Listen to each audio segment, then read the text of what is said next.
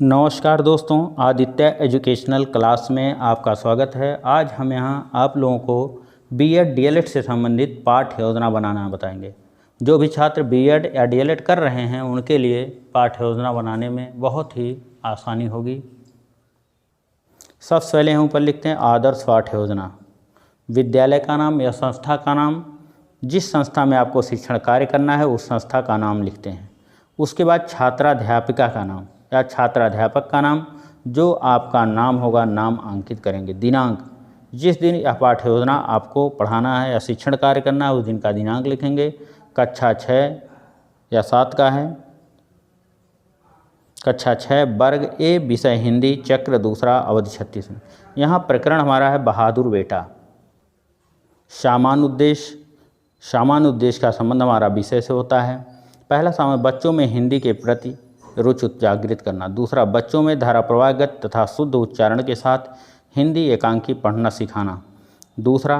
तीसरा जो उद्देश्य, बच्चों की कल्पना शक्ति का अवसर प्रदान करना। चौथा, बच्चों को हिंदी एकांकी के माध्यम से उनका मानसिक विकास करना।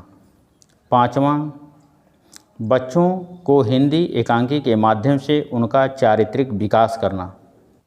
उसके बाद विशिष्ट उद्देश्य, पहला ज्ञानात्मक उद्देश्य, बच्चों में इस कहानी के माध्यम से ज्ञान प्रदान करने की जिज्ञासा करना।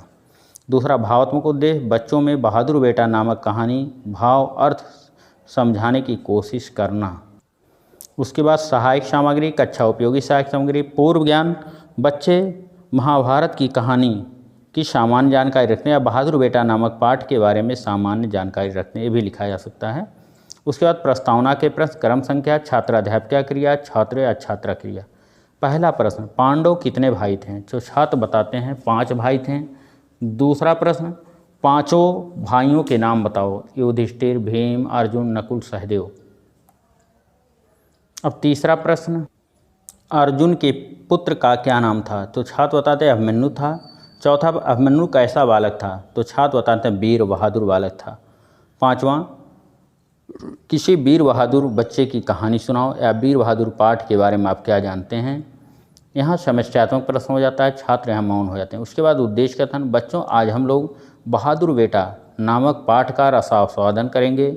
यह एक एकांगी है जिसके लेखक श्री विष्णु प्रभाकर जी हैं। फिर प्रथम सोपान, प्रस्तुतिकरण, अध्ययन अध्यापन की सुविधा की दृष्टि से प्रस्तुत पाठ को 2 सोपानों में बांटकर अध्ययन करेंगे। अब यहाँ प्रथम सोपान लिखा है, यहाँ नहीं होना चाहिए। संकेत, क्या बज गया ... आते हैं। फिर आदर्श वाचन, छात्राध्यापिका प्रस्तुत पाठ का कक्षा में खड़े होकर उचित आरोह के साथ आदर्श वाचन करेंगी। फिर अनुकरण वाचन, छात्राध्यापिका कुछ छात्रों से प्रस्तुत पाठ का अनुकरण वाचन कराएंगी। फिर कठिन निवारण के शब्द, एक तरफ शब्द फिर अर्थ। सहसा माने अचानक, समस्याएं माने कठिनाइयाँ, बाल्टियर माने स्वयं सेवक, हुक माने आदेश, अंतरिक्ष माने पृथ्वी और स्वर्ग के बीच का स्थान आकाश। मतलब यहाँ छात्राध्यापिका द्वारा कठिन शब्दों का निवारण कर दिया जाता है और उसकी व्याख्या कर दी जाती है। उसके बाद मौन वाचन लिखते हैं। छात्राध्यापिका छात्रों को मौन वाचन का निर्देश देंगे और स्वयं घूम घूम कर कक्षा कार्य का निरीक्षण करेंगे। फिर विचार विश्लेषण के प्रश्न। पहला प्रश्न, मधुर के दोनों भाइयों का क्या नाम था? दूसरा प्रश्न, कुलदीप ने माँ को क्या बताया? तीसरा, युवक संदीप के घर आकर क्या कहा? चौथा, युवती ने माँ को क्या बताया? फिर उसके बाद द्वितीय सोपान आता है, संकेत, तुमको कुछ खाली स्थान ... करनी चाहिए। मतलब पूरा स्टैंजा इसी में हो जाता है। आदर्श वाचन, छात्राध्यापिका प्रस्तुत पाठ का कक्षा में खड़े होकर उचित आरोह अवरोह के साथ आदर्श वाचन करेंगी। अनुकरण वाचन, छात्राध्यापिका कुछ छात्रों से प्रस्तुत पाठ का अनुकरण वाचन कराएंगी। उसके बाद कठिन निवारण के शब्द, एक तरफ शब्द फिर अर्थ।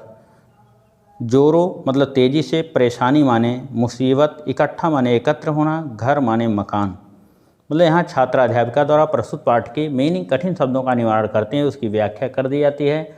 उसके बाद मौन वाचन, छात्राध्यापक छात्रों को मौन वाचन का निर्देश देंगे और स्वयं घूम घूम कर कक्षा कार्य का निरीक्षण करेंगे। मतलब कहें कि आप लोग पढ़ा दिया गया, आप लोग शांतपूर्वक इसको बैठ कर के पढ़िए और स्वयं वहाँ कक्षा में घूम कर देखेंगे कौन से छात्र पढ़ रहे हैं कौन से नहीं पढ़ रहे हैं, उनको पुनः निर्देश देंगे। उसके बाद विचार विश्लेषण के प्रश्न, क्या आप लोग पढ़ चुके हैं? अब इसमें से प्रश्न पूछा जाता है। संदीप के भाई और बहन का क्या नाम है?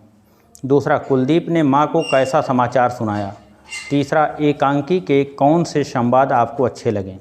उसके बाद पुनरावृत्त के प्रश्न। माँ ने कुलदीप को नदी के पास जाने से क्यों रोका।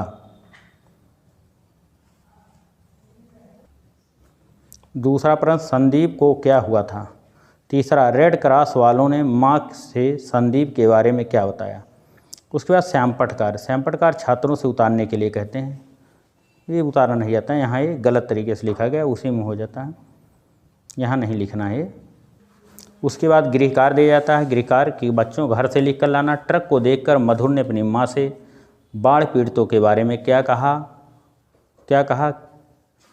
इसको छात्रों को घर से लिख कर लाने को कहा जाता है। उसके बाद यहाँ आलोचना या सुझाव पर्यवेक्षक द्वारा किए जाते हैं।